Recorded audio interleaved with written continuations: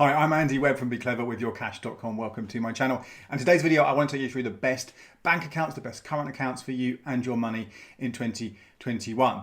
Now, the really important thing to start off here is you can have more than one bank account. You don't have to stick with a single bank. So although if you want to, you can switch your existing bank that you've got right now to another bank and keep it simple, have a single account. You can actually have 2, 3, 4, 5. You can have as many as you want. This is my stash of debit cards for active current accounts that I've got right now. So we've got Starling, Virgin, Monzo, Lloyds, Nationwide, another Nationwide, which is a joint one, First Direct, Halifax, Metro, NatWest, Barclays, Monese, and then a couple more TSBs there at the end. I've got 15 different current accounts. That is too many, okay? But this is my job. I talk about money, talk about bank accounts all the time on the blog, on the podcast, and here on YouTube. So this is an extreme example of how many accounts you possibly could have. I don't even have everything there. There's some which I don't have. But you definitely, I think, should have more than one. Because if you have just a single account, you're setting yourself up for a little bit of risk, actually. Because let's say the bank that you're using, the systems go down. We've seen that happen time after time over the last few years. The most notorious of them was TSB a couple of years ago. But every now and again, there'll be an outage. People can't get into online banking or whatever might happen. If that happens to you and you can't access your money, you're in trouble. So I always advocate having at least 2 current accounts. And if you're comfortable doing it, 3, 4 or 5, that could also be beneficial to you because you can take advantage of lots of different offers and bonuses out there. But I'm not going to go through all of this today. I'm just going to take you through my top ones, the ones I think you should go for. And the first one, I think, that number one account I think you should have, the one that's really going to, I think, be quite useful in terms of helping you better manage your money, is one of either Starling or Monzo. Now, you're probably familiar with these accounts already. These are digital banks, challenger banks, if you like, in the fact that they haven't got that long history of all the high street banks that we know and probably had when we were growing up. They're relatively new, 2, 3, 4, 5 years old, but they started from scratch. The whole purpose was designed to be, look, if I'm going to create a bank account from the beginning, what would you do? How would you do things differently? And as a result, they are much better propositions. They are the apps, which they are mainly managed through the apps, are just so much better. You can get so much more from them and help you manage your money in a far better way than you would with the other accounts, that I fundamentally think you should go for a Monzo or a Starling. Now, which one you go for is really going to be down to personal preference. The Monzo account, if you're someone who wants support in terms of how do you budget, how do you kind of keep track of your money? Then in that sense, I would say Monzo is the best one for you. It has all sorts of fantastic features, including how you can sort of put money aside into pots to pay your direct debits. I did a video just very recently about how you can use IFTT, if this then that, to activate all sorts of extra savings challenges in there. So in terms of budgeting and savings, I would go with Monzo. However, personally, I go with Starling. That's the one that I use for my banking. This is an account which, although has lots of the same features, the budgeting features that Monzo has, doesn't do them as well, but it does other things even better.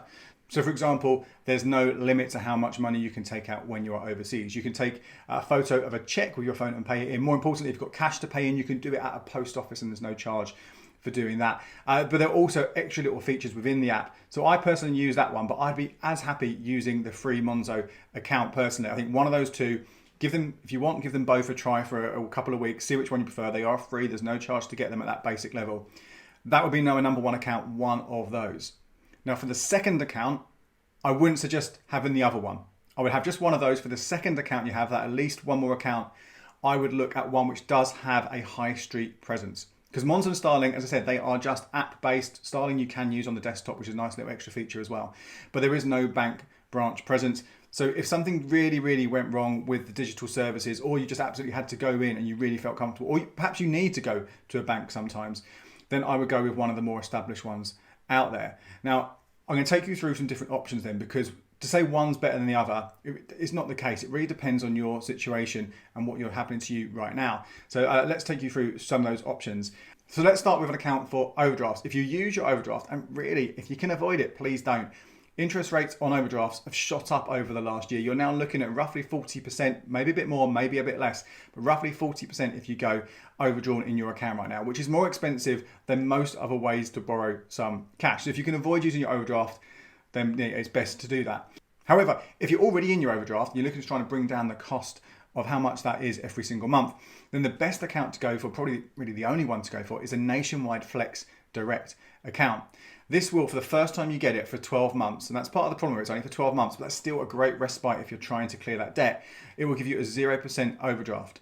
Now, how much you get, it really depends on what you apply for and what your credit score is and credit report is, but you can do like a kind of soft check and an eligibility check just to get an idea of if you'll get it and how much you'll get.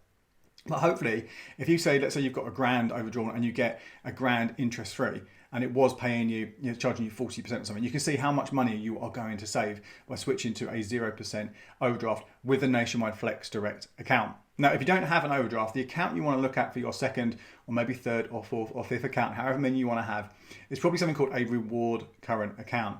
Essentially, for meeting a few criteria, maybe you've got to pay in a certain amount of money every month, which can be your salary, put some direct debits in there, but you're paying them anyway, or maybe a monthly fee. You will get in return some free cash, some money back, or maybe a freebie.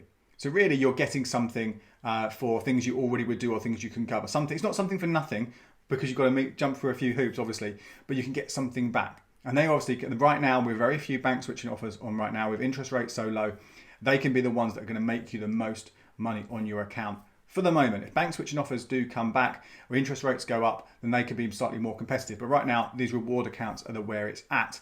Now, if you want just one of them and you want it to be really simple so you don't have to faff around with things, then I would suggest the Santander 123 Lite account. Don't get confused with its big brother, the Santander 123 account. We'll ignore that one because although you get some extra features, you pay more of a fee and it doesn't work out. I don't think that's a good account, but the 123 Lite isn't too bad at all. Now, there's a £2 monthly fee, but in return, you will get up to 3% cash back on your monthly bills. So your broadband, your water, your energy, your council tax. Now, they have flipped that around recently, so you don't earn quite as much, and they did increase double the fee from £1 to £2. So again, you won't get quite as much. But as long as you're paying those bills, and let's face it, most of us are paying these bills every single month, having them in a Santander 123 Lite account means you will make money on them. Easy money, okay? So you will get that cash coming through. Now, you might want to consider this one as a joint account. It's a good option for you to both put your money in for the bills out of that, but that's a conversation for another time. But absolutely, Santander 123 Lite is a really easy account to have as your second account. Now, if you're happy to get a little bit more involved, then you could look at either, or perhaps both, the Halifax Rewards account or the Club Lloyd's current account. Now, the one that's going to work out best for you, I mean, really, it's about how much effort you do want to put in. Again, the minimal effort for these two accounts is the Club Lloyd's account. I spoke about that in my recent video about savings because you do get some interest, not great interest, but you do get some interest on your account. So it's worth considering it for that. If you've got at least 5k of savings that you can put in there and you're able to save at least £400 every single month, then you're going to make about 80 quid by the end of the year, which is better than you're going to get anywhere else really. You'll also get on top of that some freebies. It could be some cinema tickets, movie rentals, or a magazine subscription. Again, value that at around, I would say, 30 quid, maybe something like that. So again, it could be worth a decent amount of cash if you've got the savings. The criteria for that are you have to have a couple of direct debits going out of that account and you have to pay in at least £1,500 every single month. Now, most people should be able to afford that. If you don't have a salary that nets you that amount of income every month, you can pay £500 in, pay it out to your first account, that Monzo or Starling, pay that £500 back into your Lloyds, pay it back to your Monzo and Starling, and pay it back in. The money doesn't have to stay in that account once you pay it in, you just have to have paid it in the first place. And that will earn you that money. So like I said, a little bit more work to do to get that money, but you can automate a lot of that so you don't actually have to do anything every single month, it just happens. The Halifax Rewards account could potentially earn you more money, but you do have to take an extra step on top. Now with this one, the reward is over £5 a month, so that's 60 quid over a year, so you're guaranteed the most amount of cash compared to if you don't have any savings. You'd also get a choice once again of cinema tickets or movie rentals, but you can get twice as many. So again, if you choose that instead of the cash, again, you've got to be able to use it, make sure it's worth it. With cinemas closed as they have been for quite a while, you probably want to avoid that as an option. But again, it could be worth more to you than the Club Lloyd's. However, to get that, as well as having to pay in £1,500 every single month, you also need to do one of two things. One of them is to have £5,000 sitting in that account all year round. If it dips down just by a penny, £4,999.99, then you don't get that reward for that month. And I think that although that works out the equivalent of 1.2% interest, if you did have that money in that account, I think there's better ways to do it because you can get that same reward by spending £500 every single month on your debit card. And I originally was a bit skeptical of this. I've spoken more about these reward accounts in another video that you might want to check out. But I was skeptical because I use a cashback credit card to get the best, 1.25%, maybe a bit less than that every time I spend some cash. So I didn't want to transfer that to a debit card. However, what I do instead is I use my debit card to pay off my cashback credit card. So again, it's an extra step that I have to take every single month. But it takes just, 30 seconds and it's given me £5 extra in my bank account. Now, the only thing about these last two reward accounts, the Lloyds and the Halifax ones, is that it might be worth waiting to get one of those until a bank switching offer is available. There aren't any of these right now. In fact, the only bank switching deal that you can get at the start of 2021 is to open up and switch to a Virgin Money account, and you'll get £180 worth of free Virgin wine. So it's worth checking out. But you might want to have an account just sitting aside, another account. Maybe it's the one you've already got. Maybe you want to open up just any old account at any old other bank, and have that one ready to take advantage of when the switching deals come in. So you can take advantage and get that free cash. Then potentially you could switch again and again and again, that same one. That's what I've done in the past. I've switched and made a fair amount of cash from these promotions. But it's worth having that at the back of your mind as well. Maybe you want to wait just for the moment until those promos come back. So there's some really good current accounts out there. You'll get something in return, whether a great banking experience or maybe you're going to get money back every single month. However, there's one extra thing that I want to sort of mention when it comes to choosing the main bank account that you're going to have for your money, the one where you're going to put most of your cash. And it's to consider, how is the bank going to be using the money that you've put in while it's holding it? Because a lot of people don't realise that it could very well be used to fund fracking. It could be used to fund tobacco or arms trade. The ethical side of banking is something that I think we often don't take into consideration. We often even realise that it's something that's happening with our money. And in fact, a lot of those big guys, a lot of the main banks that you know are really bad at this. You might be thinking you're trying to do all these things in your normal day-to-day life by, recycling or buying secondhand or whatever it might be, completely undone by the stuff that's happening with your money by your bank. The best ones out of the ones I've mentioned so far, if this is something that's important to you, Nationwide, which scores very, very well. In fact, all building societies do quite well ethically because they don't have the ability to lend the money in the same way that other banks do. So Nationwide is a building society that scores really, really well. So that might be your best bet for your main account.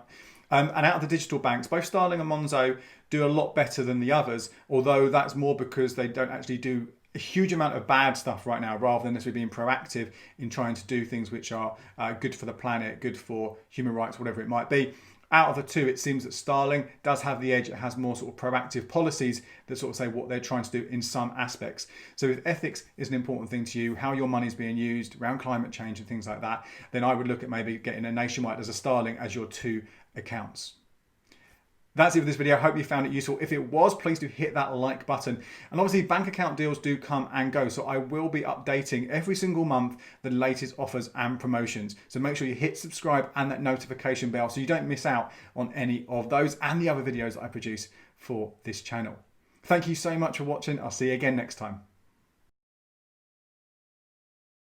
And here are a couple more videos you might find interesting.